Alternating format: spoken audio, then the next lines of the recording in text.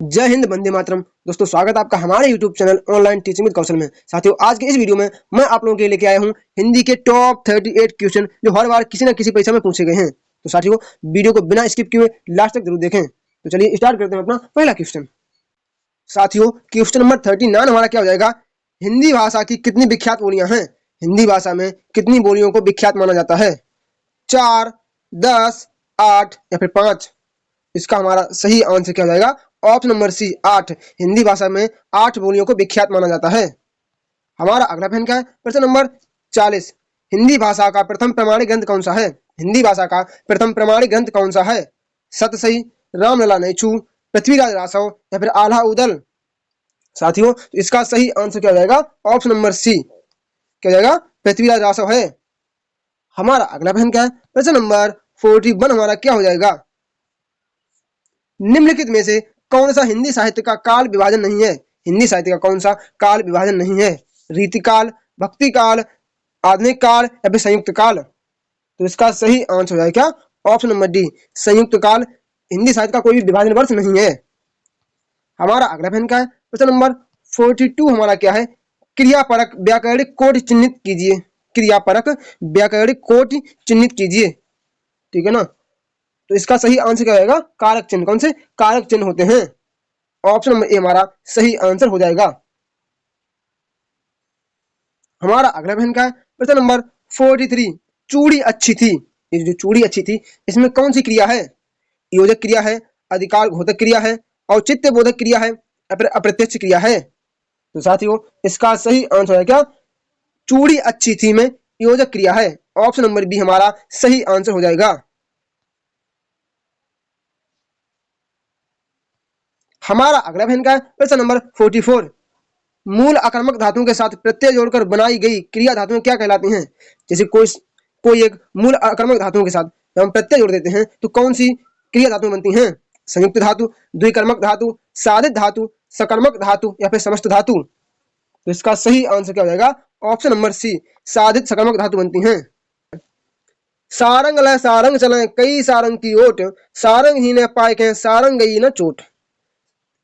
इसमें कौन सा अलंकार है? जो ये दो लाइनें ऊपर दी गई हैं, इनमें कौन सा अलंकार है? उत्प्रेक्षा अलंकार है, श्लेष अलंकार है, एवक अलंकार है या फिर रूपक अलंकार है?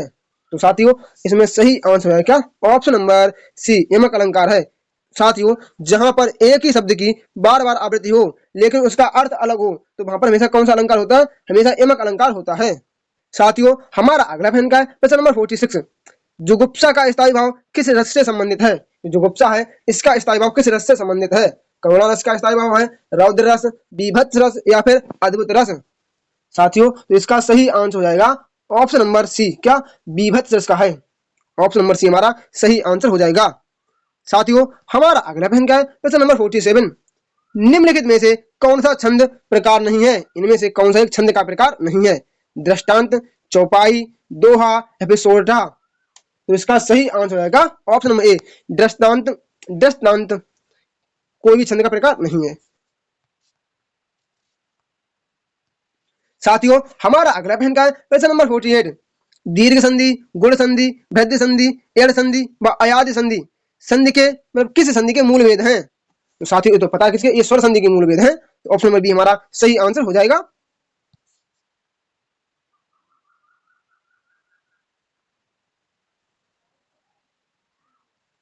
साथियों, हमारे अगले प्रश्न क्या है? 4950 में समास से संबंधित प्रश्न है। 4950 में समास से संबंधित प्रश्न है। पथ भ्रष्ट, पथ से भ्रष्ट में कौन सा समास है? अव्ययी भाव, द्वंद्व, तत्पुरुष या फिर कर्मधारय? साथियों, इसका सही आंसर क्या रहेगा? इसमें तत्पुरुष समास है। क्या? तत्पुरुष समास है।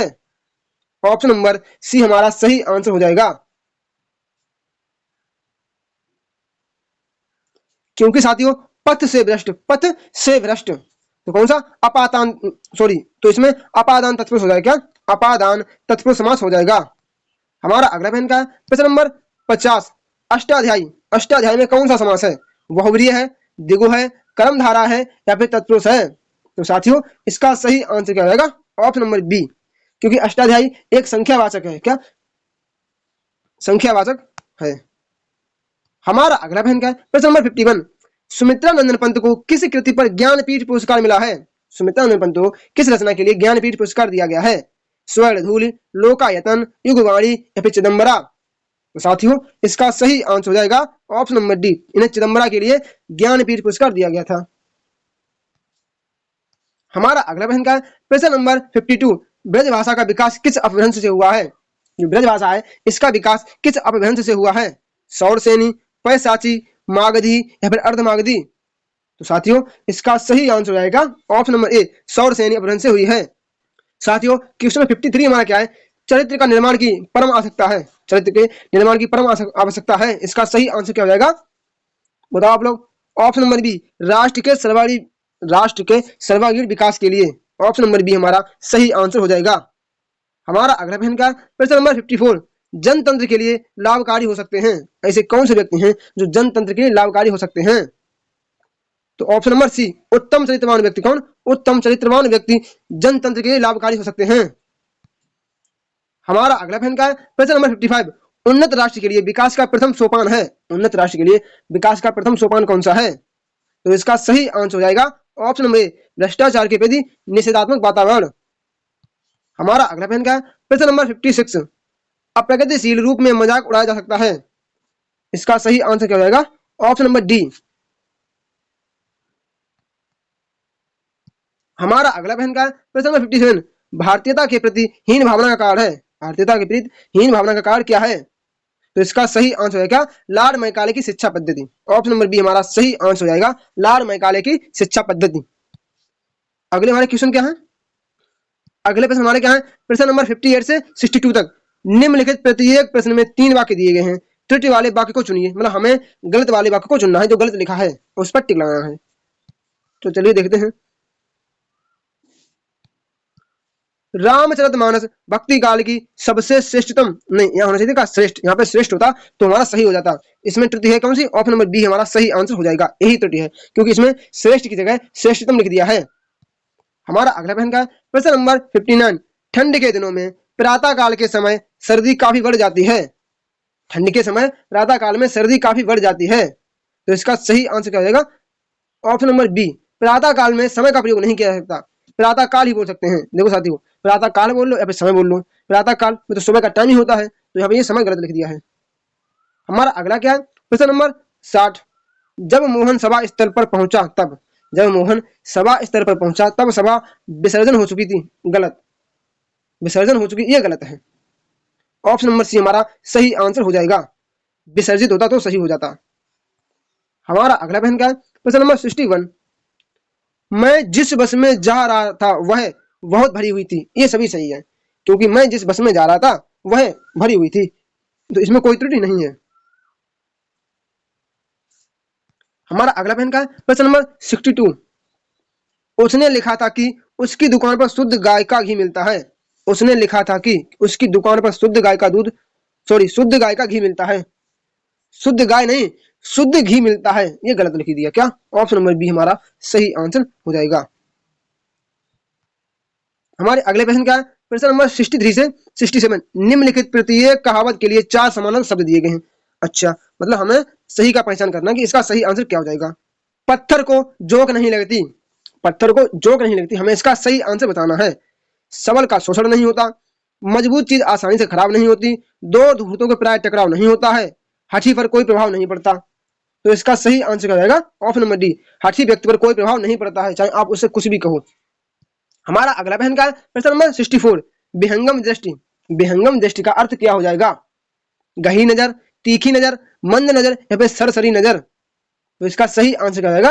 ऑप्शन नंबर डी, सरसरी नजर। ऑप्शन नंबर डी हमारा सही आंसर हो जाएगा।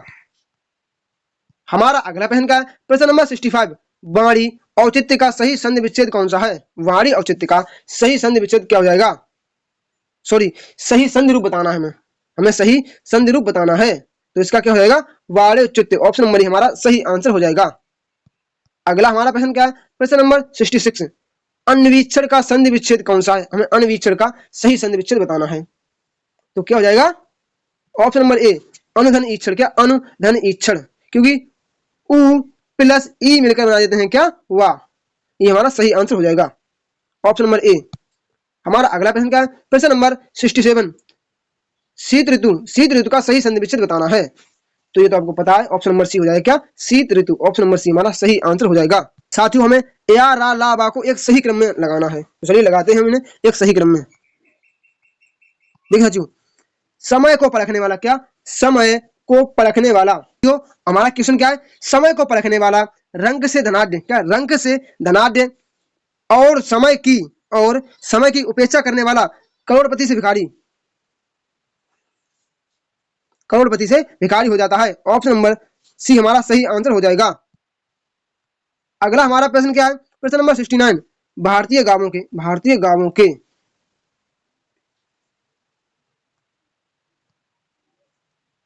भारतीय गांवों के, ऐसे मिलाइए, भारतीय गांवों के सुधार के लिए, क्या, सुधार के लिए अभी भारत सरकार को, तो 1 नंबर पे ये, 2 नंबर पे ये, ठीक। उसके बाद और राज्य सरकार को 3 नंबर पे ये, 4 पे हो जाएगा। तो क्या जाएगा, रा या ला वा, तो ऑप्शन नंबर बी हमारा सही आंसर हो जाएगा। हमारा अगला हमारा प्रश्न क्या है, राम सीता से सुंदर है, राम सीता से सुंदर है, इस वाक्य में कौन सा कारक है, करण कारक है, अपादान कारक है, संप्रदान कारक है, या फिर संबंध कारक है। साथियों तो इसका सही आंसर क्या होगा, ऑप्शन नंबर बी अपादान कारक है, राम सीता से, ठीक है ना। हमारा अगला प्रश्न क्या है, प्रश्न नंबर 72। साथियों हमारा अगला प्रश्न क्या है, प्रश्न नंबर 72, निम्न में से कौन सा व्यंजन स्पर्श संघर्षी व्यंजन है, हमें स्पर्श संघर्षी व्यंजन बताना है, जा, रा, हा और सा। तो इसका सही आंसर क्या रहेगा, ऑप्शन नंबर ए हो जाएगा, क्या, जा। हमारा अगला प्रश्न क्या है, प्रश्न नंबर 73, हिंदी की आकृति की दृष्टि से निम्नलिखित में से, हिंदी की आकृति की दृष्टि से निम्न में से किस प्रकार की भाषा है। तो इसका सही आंसर क्या रहेगा, ऑप्शन नंबर सी श्रेष्ठ भाषा है। हमारा अगला प्रश्न क्या है, प्रश्न नंबर 74, सकल, सकल का अर्थ क्या हो जाएगा। देखो एक सकल का अर्थ क्या होता है, सकल है, इसका मतलब है संपूर्ण, इसका हो जाएगा क्या, अंश। तो ऑप्शन नंबर सी हमारा सही आंसर हो जाएगा। ये हमारा आज का अंतिम प्रश्न है, ए राकेश यहाँ आओ, इस वाक्य में कौन सा कारक है, ए राकेश यहाँ आओ, इस वाक्य में कौन सा कारक है। तो इसमें कौन सा हो जाएगा साथियों, संबोधन कारक हो जाएगा, क्या, संबोधन कारक हो जाएगा। दोस्तों आज का ये वीडियो आपको कैसा लगा, कृपया मुझे मेरे कमेंट बॉक्स में कमेंट करके जरूर बताएं। अगर आपको वीडियो अच्छा लगा तो वीडियो को लाइक, शेयर तथा मेरे चैनल को सब्सक्राइब जरूर करें। Thanks for watching. मिलते हैं अपने अगले वीडियो में एक नई प्रैक्टिस सेट के साथ।